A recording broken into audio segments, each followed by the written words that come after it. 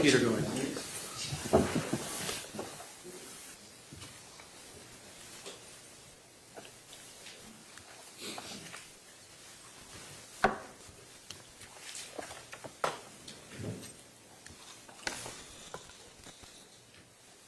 Let's see here, there's a couple attorneys that are by Zoom. Let me add them to the Zoom here.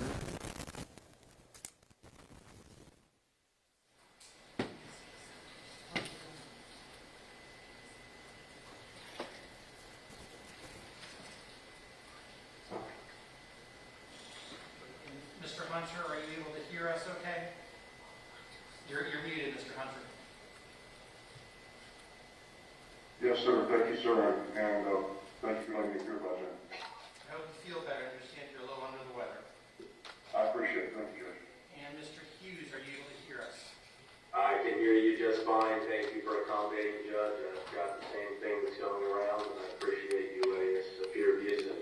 I hope you feel better as well. Mr. Whitney, are you able to hear us? Yes, Your Honor. Thank you. Now, I apologize. I'm in a courtroom that's usually not mine, and there's so many lights that if I'm just glaring at you through this, it's just all these lights reflecting off of me, so I apologize about that.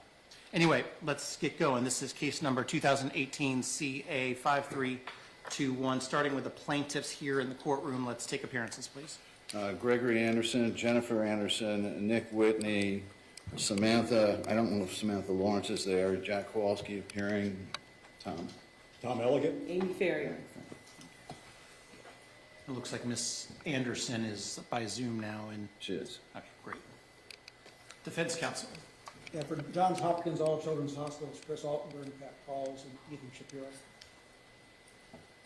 And I understood Mr. Turfs was going to be here. Is he? I spoke with him, Judge. He was just right Is out he there. back with? So juror number one is here. Yes. Why don't you go get Mr. Turfs? And just leave juror number one where he is for the moment.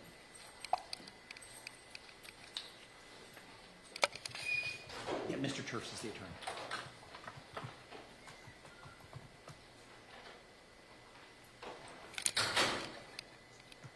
Your Honor, do you want us to make room here for Mr. Turfs? And I was going to put him over in the jury box. Figured that was an appropriate place for Good analogy him to go. there. Judge, while we're waiting, I understand we sent a judgment in, to propose judgment in today. It apparently was sent in as agreed. It's not agreed. Mr. Altenberg and I have talked about it. I think we're very close. We have one or two things to resolve. I mean, and of course, obviously, the numbers could change. We appreciate that. Well, that's down the road. Yes. Let's, Yeah, I just wanted to correct. Apparently, it had gone. I haven't even seen it. Apparently, it went in as an agreed or unobjected to, and that's not. It's mostly accurate, but it's not completely accurate. and I see Mr. Turfs is here. So, and you are representing juror number one? Yes. And ultimately, Mr. Turfs, when you speak, because there's no microphone over there, I'll need you at some point to go over to the lectern if you need to speak. Yes. Thank you. Now, we are here on the juror interview.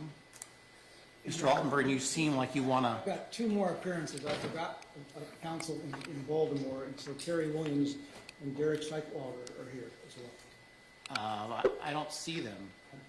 They need to be admitted. I think probably need to be admitted. Gosh. Okay, what are their names again? It should show as Kerry Williams and Derek Steichwalder. You think with all the glare off of this, all these lights, I can see it's Kerry Williams? Yes.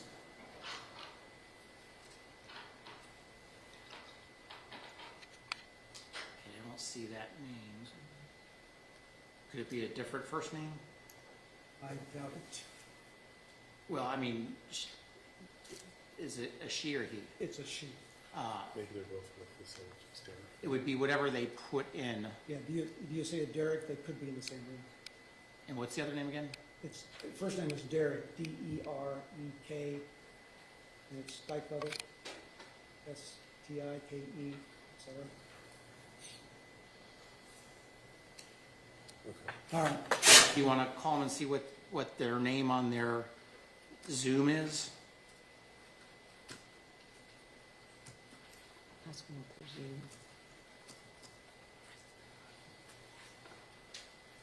Because there's quite a few folks on Zoom. on Zoom.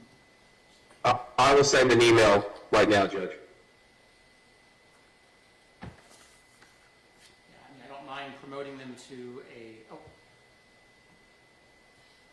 let's see.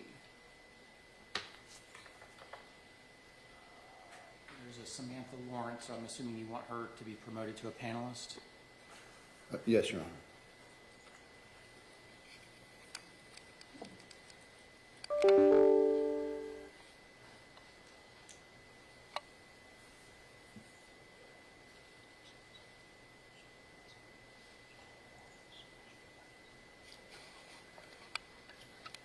Yeah, I don't see names, so I just need to know whatever name they are on the Zoom for me to be able to promote them to be a panelist.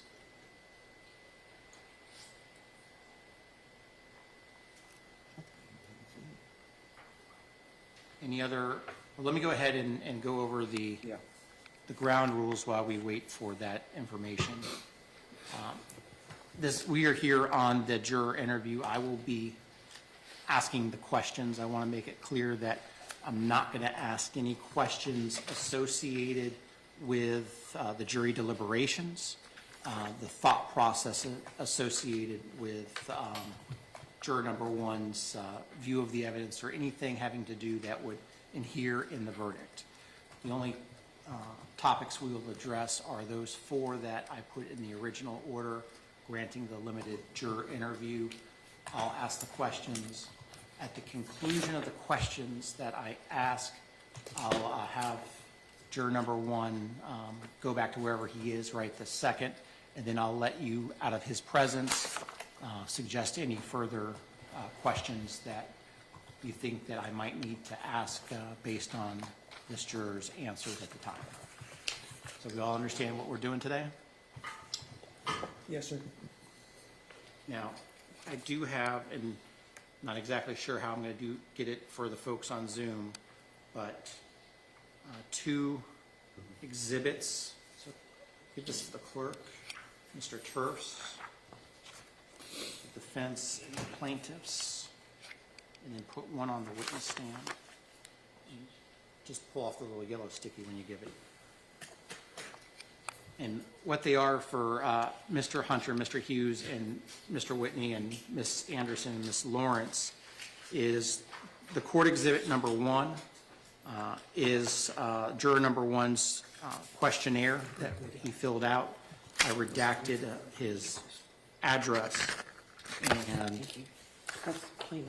court exhibit number two is the docket from that 2002 Broward case that was referenced in the defendant's motion for juror interview.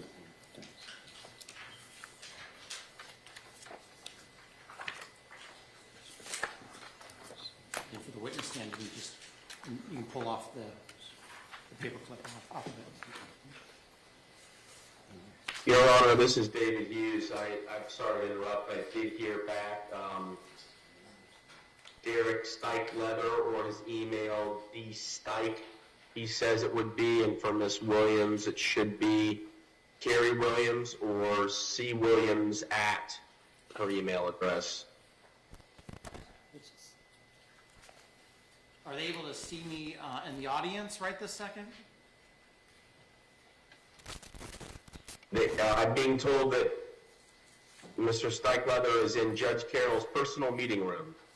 Okay, because if I suspect what he is on, because I have a normal Zoom and I'm using the webinar feature that we use throughout the entire trial, which is different than what I use for all my other cases. So I suspect that's the issue. Okay. Because he would be able to see me right this second. Okay. I'll see if they can just watch on TV. I assume the proceedings are being televised. My understanding is Law and Crime is live streaming this, and any number of other social media outlets are also broadcasting it live. I don't make any representation as to what they're doing or what they're not doing. But I'd like to proceed if that's okay with the defense. You're shaking your head yes, so. Yes, that's fine. Okay. Any questions about what we're going to do, or are we ready to bring in juror number one? None on behalf of plaintiff. On behalf of defense. Lieutenant, if you can go grab juror number one, please.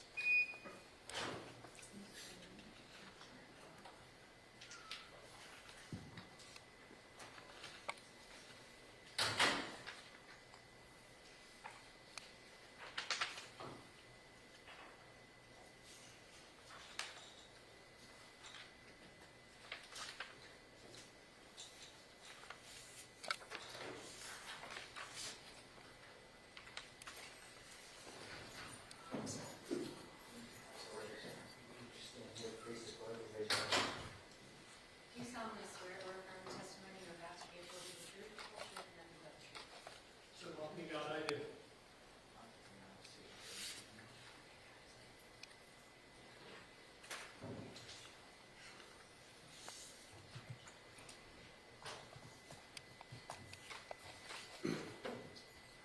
Hey, welcome, sir. Greetings. And I know we're in a different courtroom and a different courthouse than the last time I saw you, and I appreciate you coming today. I would assume you understand why we're here today. Yes, I do. Okay. So I'm just going to go ahead and jump right in. Right in front of you, I've got a couple of sheets of paper. The first one that I put on where it says Court Exhibit Number 1, I just want to confirm that is, in fact, the questionnaire that you filled out. I think you were on day one, so it would have been September 14th, 2023. Yes, Your Honor, it appears so, yes. And then the second sheet of paper behind it is a docket sheet, and I'll tell you, I just printed it out a few days ago off of the Broward County Circuit's website, so it's whatever was publicly available, involving a 2002, so more than 20 years ago, a 2002 filing by what appears to be your then wife. Is that Aileen? Yes, correct. Now,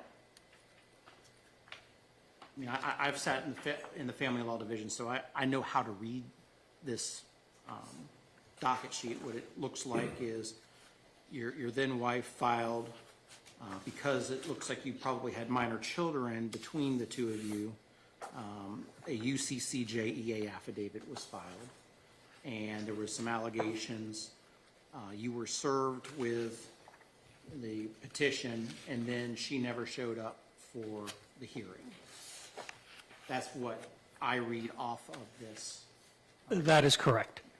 Now, here's where I'm going to go with my questions. There seems to have been some sort of reference to child allegations involving this petition. So was there any sort of involvement by DCF more than 20 years ago in this case? When I say this case, the 2002 case. No, there was not.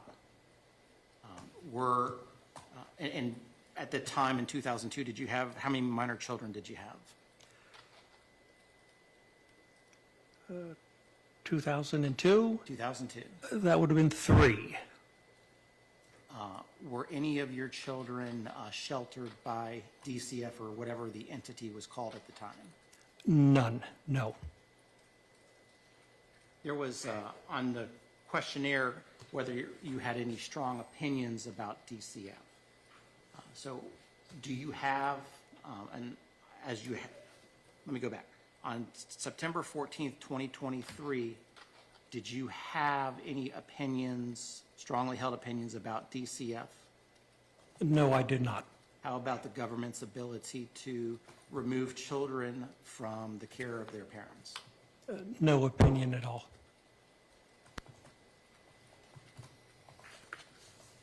I'm going to switch gears on you, sir, and go to another topic. There was an allegation in the defendant's motion that somehow your current wife either was represented by an attorney by the name of Deborah Salisbury or was involved in a case that included Deborah Salisbury. My question to you is this. Back on September 14th, 2023, did you know who Deborah Salisbury was? No, I did not. When did you first learn, if at all, when or who Deborah Salisbury is? When something was filed by the defense attorneys. Has attorney Deborah Salisbury ever represented you? Never. And to the best of your knowledge, has attorney Deborah Salisbury ever represented your current wife? No, she has not. And when I say your current wife, when did you all get married? Not to put you on the spot. That's, I had it on a tattoo of a hippo on my arm, but it's covered.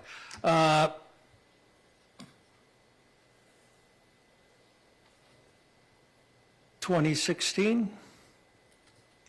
Okay.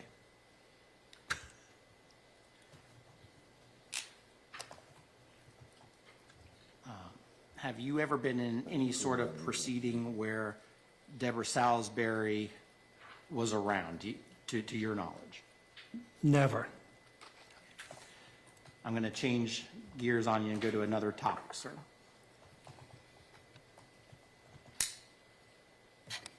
The court gave repeated instructions during the trial not to have any conversation about the case, don't learn any information. In fact, I think on the very first day, I told the assembled group that you couldn't even talk to your spouse or partner about the case. And if they asked, that you were to say that Judge Carroll's a meanie and doesn't allow me to talk about this case. Were you able to follow that instruction throughout the entirety of the case until the time that you were discharged as a juror? Yes, I was. At any time until the time that you were discharged, right the day before Veterans Day or whatever day that was when we discharged you, at any time before that date, did you speak with anyone that would include your wife concerning anything having to do with this case? No, I did not. Now, the motion indicates that a person who appears to be your wife, and I'm assuming it is your wife, is that correct? Yes. Okay. Was following the trial on various social media platforms and on one day came to court. Okay. Are you able to tell me for sure that your wife or no one else, no one gave you any information about this case at all? Yes, correct, Your Honor. No one, and I did not seek out any information on this case. Now, slightly different, did you obtain any information about this case from any source outside of the courtroom at No. any time before you were discharged as a juror? No, I did not, Your Honor. Let me ask you directly. There was an allegation that you may have gone online and looked at Dr. Kirkpatrick's website. Did you do that? No, I did not, Your Honor. Did you ever observe Dr. Kirkpatrick's website, even if you did not type out the information to drive the computer to his website? No, I did not, Your Honor. Now, sir, what I'm going to ask you to do is to go back and sit where you were. I'm going to talk with the lawyers outside of your presence, and we might have some more questions for you in a few minutes, okay?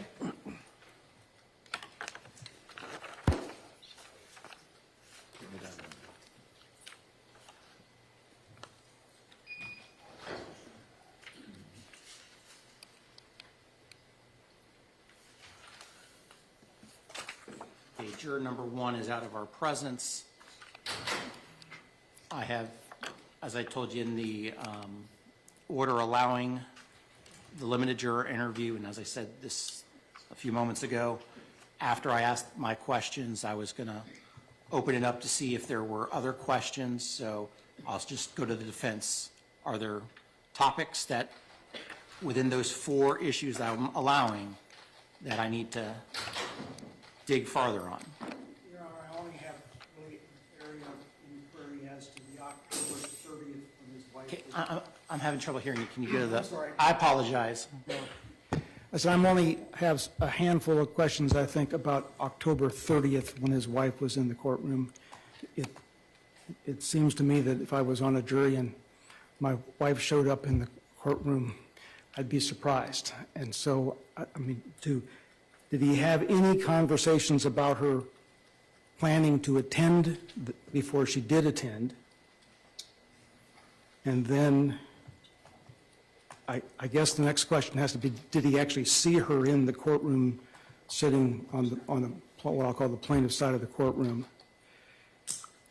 Did that cause them to have any verbal or nonverbal communication with one another in the courtroom? Did they have lunch with one another that day? Did they have any discussion at all about her attendance at the court at the end of the day? And the only final question I would have would be whether or not he discussed anything about the testimony of Detective Graham, either before that testimony or afterwards. The Detective Graham issue, I mean, I've ruled on that. Okay. The I thought that was still open, but if you ruled on it, that's fine. right, well, I mean, I think what I said was the fact that his wife posted that he's going to have questions. I think I said that this is almost as certain as death and taxes that this witness or that this juror was going to have questions. I realize that. Yeah, so I prefer the question, but if you don't want to give it, that's fine. So thank you. plaintiffs, what are your thoughts? Your Honor, we object to all of these. We do not see the relevancy to them. The witnesses already testified that he did not have any communications with his wife about the trial. The court's order, none of the instructions said, and you have to remain mute to your spouse. You can have no conversations whatsoever. You can't even look at her, presumably is one of the questions in the courtroom, or shake your head or smile. And we believe that these questions are completely inappropriate and lead us nowhere towards what we understand the court's inquiry and what you're seeking here. I'll go ahead and ask, I think, one or two of them. I'm not going to ask all of them, but Mr. Turfs, was there anything that? No, Your Honor. Okay, let's bring them in real quick. And to be clear, this is during the trial.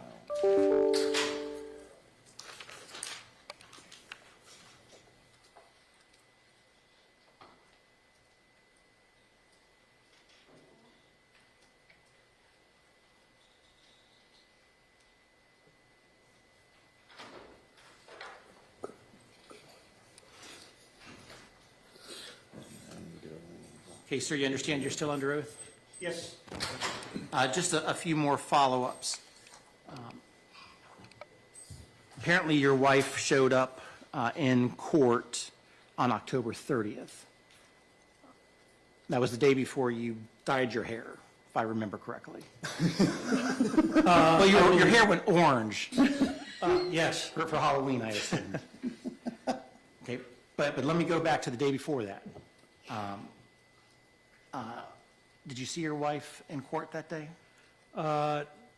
no, I did not.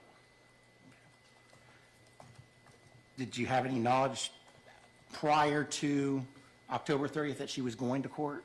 Yes. Tell me about that. She told me that morning that she wants to go and sit in court, and I said, fine with me, and that was the end of the conversation. Now, so you said you didn't see her in court. Because of my eyesight, with my readers, because of my diabetic retinopathy, I only see figures in the gallery right now. I can't ID anybody.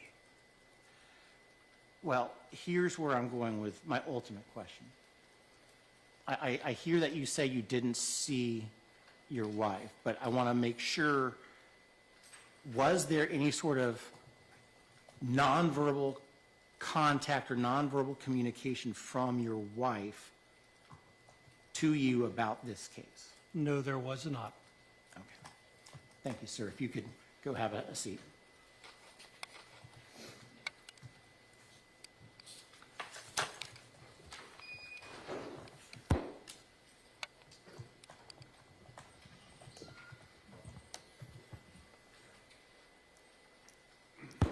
And Mr. Altenburn, based on how he answered those questions, I didn't ask some of those others because either benign contact, not about the case. I'm not asking for additional questions. Okay, thank you. So at this point, may I excuse juror number 1? Yes, Your Honor, on behalf of plaintiff. Yes. Okay. We can let him go if he wants to leave the building, that's fine. I'm going to hear further arguments from the lawyers.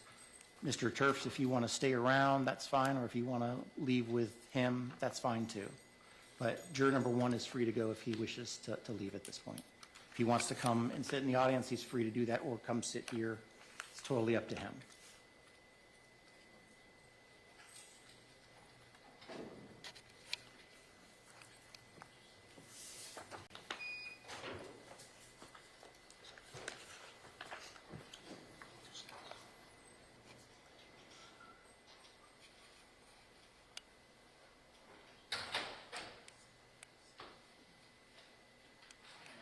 Let's move those 2 documents in as courts exhibits 1 and 2.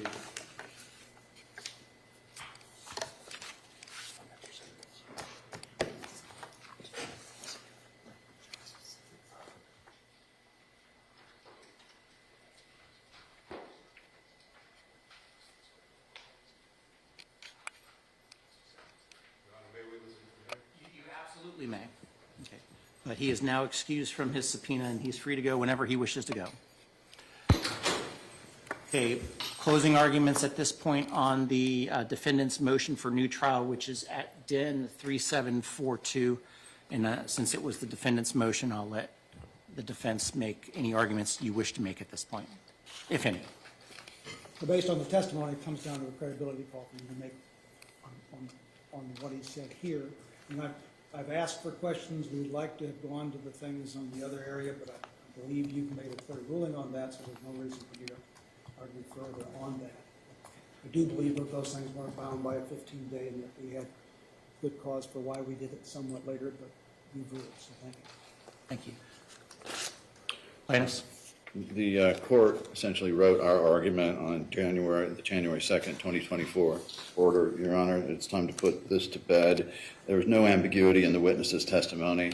He was straightforward and looked at the court. I would note for the record, at least I recall that the witness used reader glasses at times during the proceedings if he had something important to see here. And there's no reason to doubt this gentleman's honesty and integrity and the answers to his questions. So we ask that their motion be denied. Court has before defendant's motion for new trial based on juror misconduct, which is at docket identification number or DIN 3742. There were various supplements. Certainly the record is going to reflect the various different supplements, responses, interim orders, reconsideration, orders on reconsideration. At the end of the day, the defense has failed to demonstrate any juror misconduct. The court will therefore deny the motion for new trial based on alleged juror misconduct. that concludes the juror interview. I certainly still have a number of motions pending that we argued before the court on December 15th. Those remain pending, and I still need to address those. So my hope is that on or before Monday, January 22nd, that I will have answers to all of those outstanding motions one way or the other. You know, my hope is to do it before then, but I'm giving myself a little more than 2 weeks to go through those motions now that the juror issue has been taken off the table, and I can focus on those because I've been spending all my time on the juror misconduct allegations. So that is my plan on a going forward basis. Are there any questions, concerns, things we need to address in the interim? Yeah, the only thing I'd comment is that I was going to check with the court reporter to see whether there was going to be a trial transcript anytime soon. And I did not do that this morning, but I will check on that tomorrow and provide the court with information on I appreciate it. Your Honor, there was pending a plaintiff's motion for sanctions, motion to strike and for sanctions dealing with the disclosure of the witness's home. Having spoken to new counsel, I'm deferring to them as to the argument on that. So I'll, with that and nothing further. Well, my recollection is where we left it is both sides wanted to see how the court was going to rule on these various motions for new trial before deciding whether you wanted to schedule hearing time to address the sanction motions or not. That was where I thought we had left it. You're absolutely correct, Your Honor. This was a separate one recently filed, and if the court wants to put them in that category, that's, I mean, depending on what Mr. Turf wants to do, but that's fine with us. Well, This one just seemed to be oriented towards this matter with this juror, and so I want to invest my time in addressing the motions for new trial and JNOV and those motions, because one way or the other, I want to have an answer for the parties, whether we're doing a new trial or if we are or entering a judgment, whatever it turns out to be. I think you want the answer, and I want to give you that answer as soon as I possibly can. we agree with the court's reasoning. Anything else from any of the lawyers? it. Your Honor. Thank you, Your Honor. Okay, we will be in recess. I appreciate everyone being here.